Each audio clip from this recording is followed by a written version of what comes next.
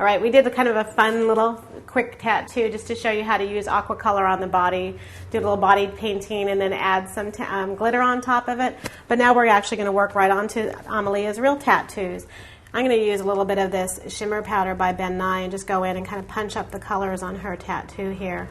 Put a little of this blue and give her a bird like brighter blue wings. Remember, we talked at the very beginning about the difference between shimmers and glitters, and shimmer is just a very, very, very fine glitter, really, when you think about it. So we made that bird just kind of pop there. We're going to go into a pretty girl up there and add a little bit of glitter, and I'm going to use the glitter glue and just kind of add a little bit of glitter glue right onto her cheeks, maybe add a little bit here on her flower. And then I'm going to go into my red glitter and apply the red glitter onto her little girl's face here. Cute.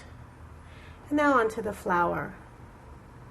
If I want to, I can also use blues or golds. In fact, let's do a little bit of blue on here too while I have a little bit of time. Let's go in and put a little bit of more red in here. And let's do some blue.